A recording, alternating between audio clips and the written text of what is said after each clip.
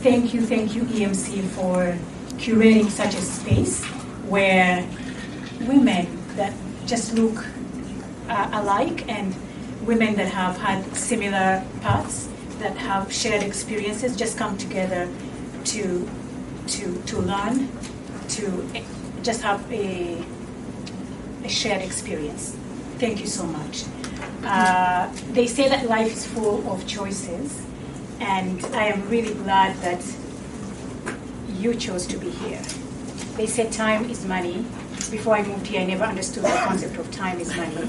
And I'm really loving the fact that every woman that is here, has invested the next 3-4 hours in their life. You've literally chosen out of your busy, crazy schedules to come and sit here and almost just do nothing and hear us speak, but also just share this space with fellow women. It is a privilege, and thank you for taking that time to choose yourself. I also wouldn't have chosen to be anywhere else but here. I actually live in Vancouver, and I chose to be here because I really, really have a deep-seated passion to support women, to support families, because research has it that the experiences we have growing up as children, they are the primary influences of the adults that we become. So each and every experience we have as a child, even while still in the wombs of our mothers, they become as a blueprint or a template of how we're going to move through life. That is how deep it is. So I have dedicated my life, my professional, not my entire life, but my professional life, to really share the knowledge that I have, because I know that if I knew what I know now, 10 or even 20 years from today, my life trajectory would have looked different. Although I am very grateful for every step of my journey, and I'm so grateful for every challenge and every ups and valleys and downs, but I still really believe that there is so many things that we can avoid, so many heartaches, so many headaches that we can mitigate, prevent, if we know better, okay? All right, so breaking the silence. I think we kind of have a shared topic with Dr. Barrow,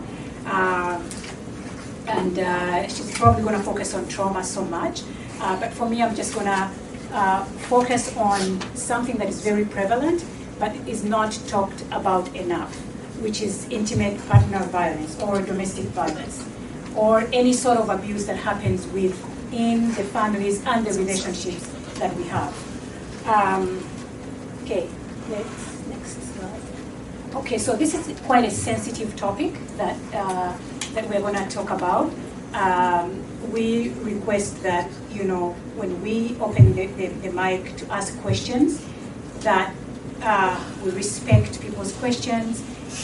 We try to keep confidential, whatever, because some people may end up sharing their own personal journeys, that whatever happens here stays here, if it's something that somebody shared from a personal standpoint.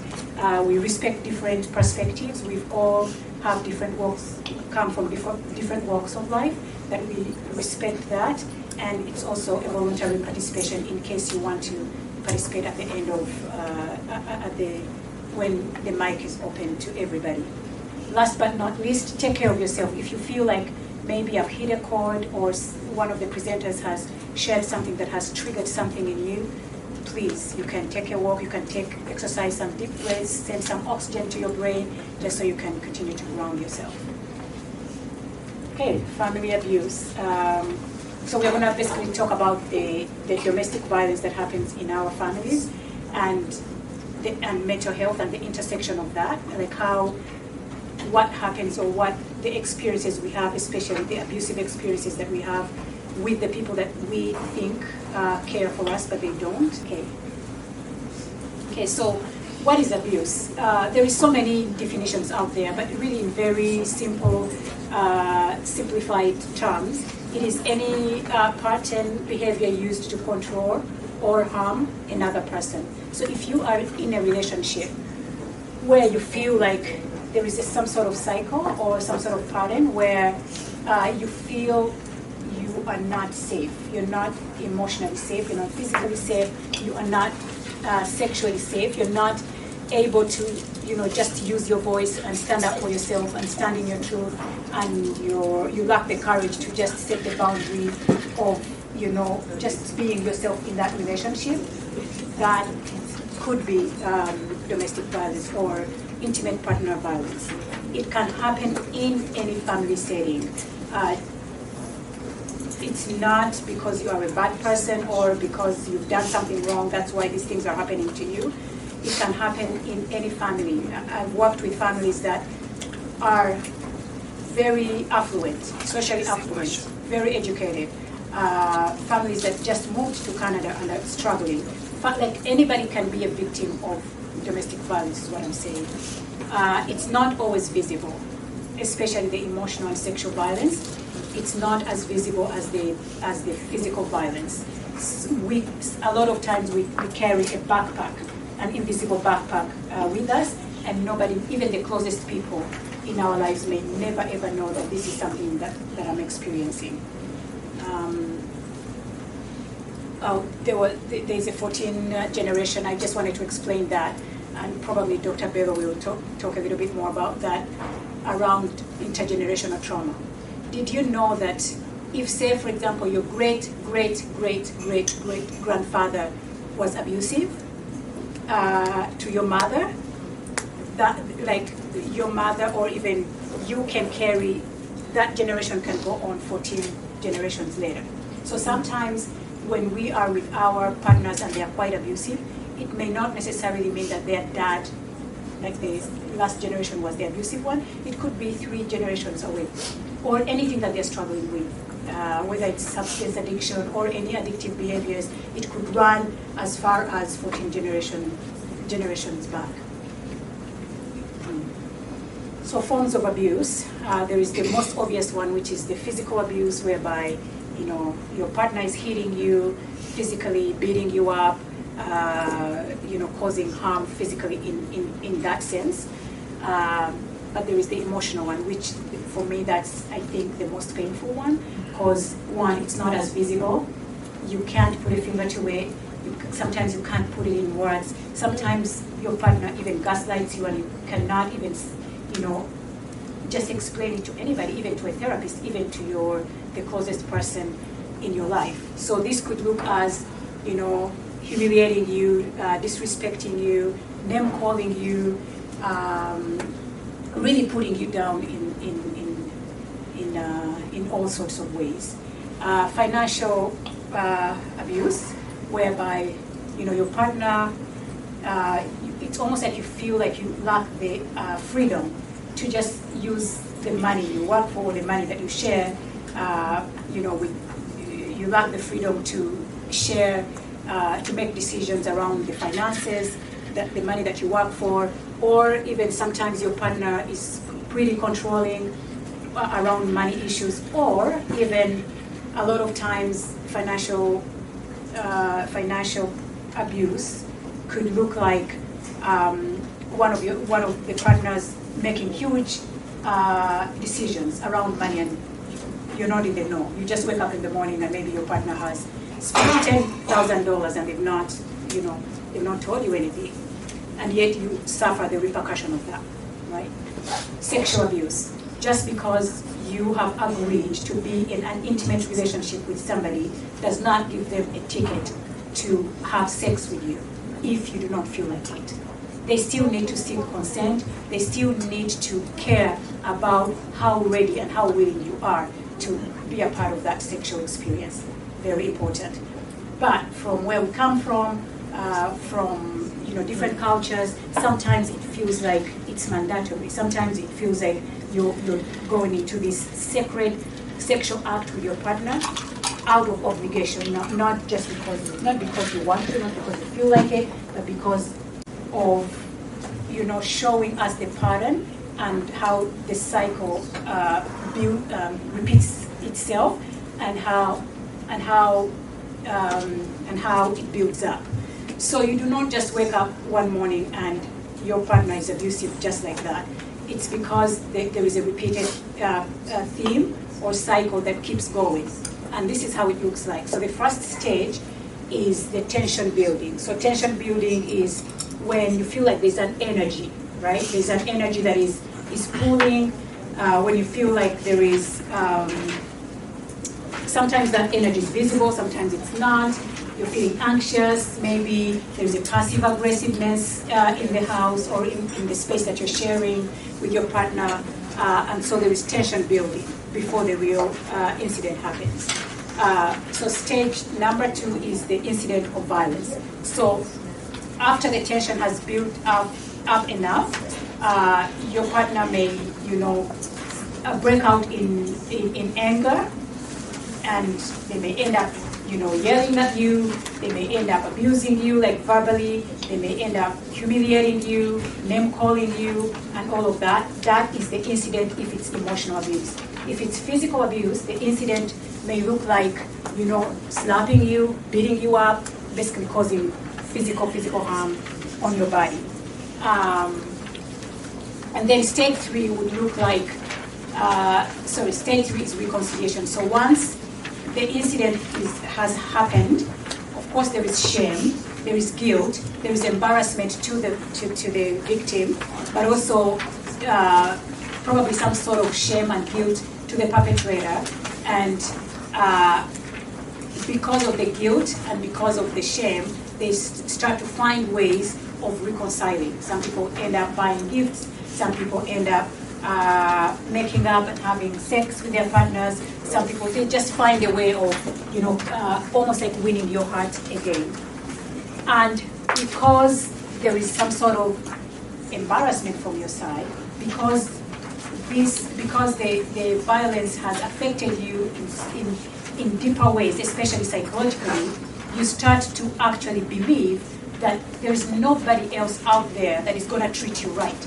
Somehow psychologically your brain starts to fall for the idea that, I am this bad, and hence I'm not good enough for anybody else. So if this man is pursuing me, or if this woman, because even men do suffer from or struggle from, they can be victims as well, but the highest percentage is women. So if this man who has beaten me 3-4 hours ago is coming to me and apologizing and love bombing me and saying all these sweet things to me, I'm craving it. I want it so that I can feel good about myself all over again. And so you fall for it because the brain is so used to it. And then you feel better after buying that gift, after apologizing, after making up with you. You start to feel a little bit calm and feel better about yourself. And the cycle goes again. Before you know it, the tension is building again, the incident is happening, reconciliation or the honeymoon phase, and then, okay, let's keep going. So what are some of the signs of for some people experience IPV or domestic violence, but they actually may not even know that they're going through that. So some of the signs are if the abuser minimize their partner's feelings. Say, for example, if you're feeling a certain type of way, you are having an emotional experience and you're trying to share it, but then the person you're sharing it with, they're dismissing it, they're minimizing it, they're not even allowing you to share what it is that is going on, that could be a form of abuse. Threaten to hurt themselves or their partners. Some people can take abuse as far as saying, if you do not do this for me, I'm going to hurt myself, I'm going to end my life, I'm going to do something hurtful to myself or even to you. So that's a threat. Control their partner's time. Some people, again, we live in a country where every hour matters, but some people go to the extent of really controlling your time. Where are you? What are you doing? When are you going to come back, as if you are a child? We are fully fledged grown-up women, and we do not need another person to control our time. We can manage our own time, right? So if you feel like you are in a space or in a relationship where your partner is actually controlling you that way, that could be, a red flag. Monitoring your activities. Nowadays you can even see the location of your partner. Unless it's an agreed upon. Some couples just like to do that, and that is okay. If you've agreed about it and you understand this is what it means, and nobody has pressured you into it or coerced you into sharing your location, what you're going to be doing with your partner, absolutely okay. But if you feel like, you're being monitored and controlled in that way, that could be a red flag. Limiting phone use, some partners, some of us sometimes overly use our phones, but if you are in a relationship where you almost feel like somebody's limiting the use of your gadget, or they because of their insecurities, or because they're feeling some sort of way about you or about the use of your phone, they start to control that. That could be a red flag. Forcing their partner to stay at home, control funds, making big financial decisions alone, isolation from others, like if you have your girlfriends, your families, your people, your community, but then you feel like you almost have to always seek for permission to, be a part of your people. That's not a good thing. So this I'm just going to sweep over because I know Bello is going to go probably deeper than this. But I just wanted to share, that intersection between IPV and mental health. But before I do that, I just want to really share a very brief understanding of what mental health is. It's not just the absence of mental illness. Each one of us could be struggling with a mental health challenge. And just because I have a mental health challenge does not necessarily mean I have a mental health disorder. So there is a spectrum of that and how that looks like. But really, mental health is our ability to, think through things, feel through things, emotionally regulate, and our ability to handle daily stresses. Wake up in the morning, as you're driving on your way to work, maybe something terribly happens, an accident happens. That is quite stressful, but yes, it happens, yet at the same time you're able to pick yourself up after some time and keep going because you have the ability, because you have a sound mind, your heart is at peace, you are grounded, you are regulated. That is what mental health really means. 44% of women in Canada experience intimate partner violence in their lifetime. So, like I say, nobody is secluded from these experiences. It could happen, potentially happen to anybody, and women are the biggest, they are the largest victims of IPV, so 44% is quite a big number. Women are more likely to experience severe and repeated violence, leading to stronger mental health impacts. So, again, because we carry so much, because we have to make so many ends meet, because sometimes it feels like we have to be the stronger ones in our families, we are likely to repeat that cycle for ourselves because, one, we don't want to leave, we get stuck in those toxic relationships because we are worried about, if I go out there and talk about what my experience has been, that means I'm throwing my entire family out there. I'm scared if I go, am I ever going to meet another person who, is going to respect me and love me the way I want to. So it is so many factors that make us feel stuck in toxic, abusive relationships. So what are some of the impact? Number one is grief, and this is how. When you are in an abusive relationship, remember that when you were falling in love with this person, nobody ever, you probably never thought that this person, the person that you think and feel that loved you and you loved them, is going to be the complete opposite. So you're grieving the idea of the relationship that you thought it was going to be. The safe, sweet, and loving relationship. So you're grieving that part. And for those that have left the relationships, of course, they're also grieving the real desired partnership, ideal partnership that, they thought it was going to be. So grief is real. Just like losing a loved one to death, when you lose a relationship, especially an abusive one, you can go through grief and loss. Anxiety, excessive worry of, when is this cycle going to repeat itself again? When is this person going to hit me again? Am I going to be safe tonight? Just having to worry about that excessively can really cause anxiety. And some of the symptoms of anxiety physiologically is heart racing, sweating of your palms, cramps, wanting to go to the bathroom all the time. Everybody's different, but those are some of the general, general symptoms. Substance abuse. So because we are going through these abusive experiences, some people will figure out a way to maladaptively cope with life. And one of the ways is to numb, especially the emotional pain, with substance, with alcohol or with drugs.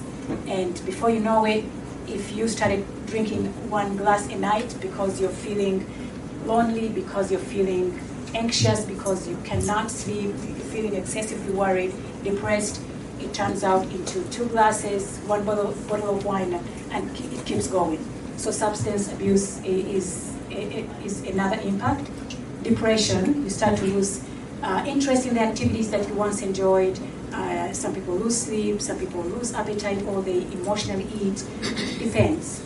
Suicidal thoughts even. Trauma stress, which Bello probably will stress a little bit more. Trust issues. Because the person you thought you trusted the most has violated that trust, it may end up being extremely hard to trust other people. This is the physiological part, whereby if you carry so much stress, it may end up affecting your heart, cardiovascular issues, or even digestive issues. Very real. If you're so much under stress, the ability for your body to actually digest food starts to become hard. And then chronic pain. Sometimes the stress that we go through shows up somatically in our bodies. Some people will start to have really bad stomach pains, back aches, headaches, and such. The impact, so the impact that I explained before we're towards the adults, these are the impacts on children. Again, I have a very deep-seated passion for families and especially children. To know that a kid was born into the world and has so much potential and has so much ability, but because of the trauma and because of the toxic experiences they go through, that really changes their trajectory, breaks my heart. So I couldn't get the statistics for Canada here, so I just quoted the American ones because I feel like we're kind of similar in different ways. So more than 15 million children in the United States live in homes in which domestic violence has happened at least one time. So again, if it happens in the US, most likely it is happening here, but I don't have the statistics. So when a child grows up in a home where they see their mother or their father is being emotionally, physically, or any other form of abuse happening to them, it really distorts their view of love, it distorts their view of trust, it distorts their view of just moving in life. I like to say that childhood is the birthplace of learning how to love, learning how to trust, and learning how to honor yourself and to respect yourself and other people. If you've not experienced that with the adults in your life, it's going to be very hard to actually apply these things as you grow up. So some of the impacts of mental health of domestic violence on children could be distorted thoughts and also beliefs about themselves. The 3 deepest psychological need of any child growing up are to feel seen, to feel heard, and to feel valued. So you can imagine if a child is growing up in a violent home, because if dad is violent or mom's partner or the adults in the kid's family are violent to each other, chances are that they're going to be violent to the child. So this child is not going to feel safe, they're not going to feel seen, they're not going to feel valued. At least that's how the child interprets it for themselves. If you are a child and you miss out on those psychological needs, you start to develop what we call these core beliefs. If the things you deeply believe about yourself are distorted, such as I'm not worthy, I'm not good enough, I am not beautiful, I'm not strong, what are some of the distorted? I'm not loved. I'm not loved, I'm not lovable. All of those are some of the things that we grow up with, and then we take into our adult relationships, and we start to almost like repeat the cycle subconsciously. Aggression. Have you ever encountered a child, whether in your line of work or even a friend's child or even your own child, be aggressive at school? It's not because they are a bad kid. It's because they are going through some really serious issues at home, and they are manifesting themselves in a behavioral way. So what they're seeing at home, they could end up applying at school. Withdrawn, depression, they want to isolate, they don't want to interact with other people because, again, they're not, they're struggling with low self-esteem, not confident at all. We are raising abusers. If a child grows up being abused or witnessing their mother, father being abused, the chances of replicating that as a child, as a teenager, as an adult are way higher. Or if we're not raising abusers, we are raising victims of abuse. If you are a mother and you are in an abusive relationship and you're stuck in that relationship, of course we know it's hard and we truly empathize because sometimes, again, it can be a cycle and you just can't bring yourself out of the cycle.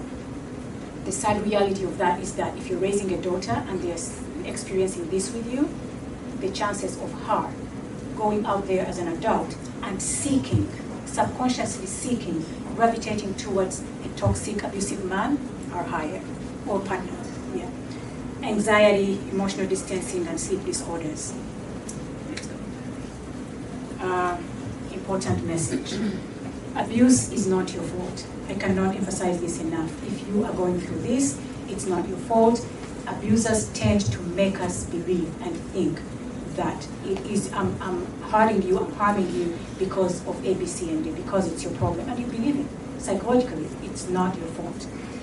Your feelings are very valid. If you're feeling a certain type of way, if you're feeling unsafe, you're feeling a distance, you're feeling not safe, it's whatever experience you're going through is valid. Help and support are available. Healing is possible, so much possible. Seek treatment, seek therapy, talk to somebody you trust. There is hope. I want to end on a positive note. There is hope. Just because you've been through it for years, it does not mean that that is your destiny. There is hope. Please reach out for help. Why people stay silent? Because of that cycle. It's literally a cycle that you get stuck in and you just do not know how to escape that cycle. The fear of consequences, because you're worried that, if I go out and put my family dirty laundry out there, people are going to judge me. People are going to think I'm not a good wife. I'm not. Shame. Sorry, never mind about this. That's my local language. I was presenting this to my community. Yeah, because of shame. Because of shame, people end up being stuck in the cycle of shame. Can be very crippling. Shame basically means that you are allowing your experiences to define who you are. The mistakes, the decisions that you've made that have impacted you, you are allowing those to define the person that you are. And that's not true. You are still as beautiful, you are still as lovable. Just because you've been through a bad relationship, just because you've made a decision that has impacted you negatively, does not mean that you're a bad person. Culture or pressure, family pressure. Some cultures, some communities feel the pressure to stay in relationships, especially toxic relationships, because this is how they've been taught. This is the way of life. Because if you leave, your auntie, your mother, your elders in the community are going to think that you are not a good wife. Financial dependency, not all of us have the privilege to be financially autonomous, so most people end up getting stuck in toxic relationships because they feel or they think that they cannot make it out there by themselves. Not knowing where to go for help is another reason. Next. So let's break the silence. Let's normalize. I'm glad for this space that we are actually normalizing conversations such as this. Even in our families, let's normalize these conversations. Talk to someone you trust, even if it's not a non-professional. person, just talk to somebody. Maybe they will point a finger to the right direction. Seek professional help, reach out to community services such as EMC. And if you have girlfriends, if you have friends that are mothers are going through this, how can we support them? Let us listen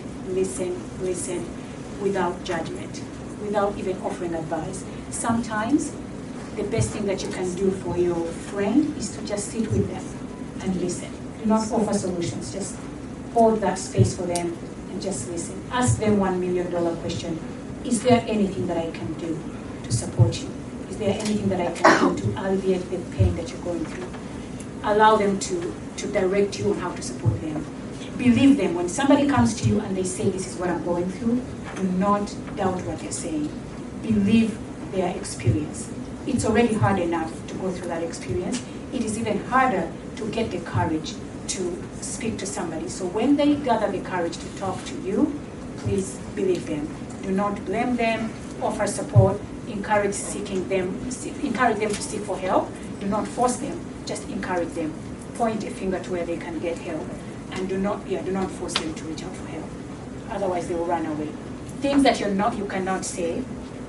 Why didn't you leave? It's your fault. Just ignore it. You can't say that to them. Instead, you could say, I am here. I believe you. Is there anything that I can do to support you? Next, self-care and healing. Talk about your feelings.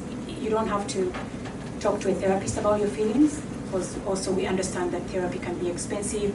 Most of us do not understand the concept of therapy. That is okay. We are on a journey here.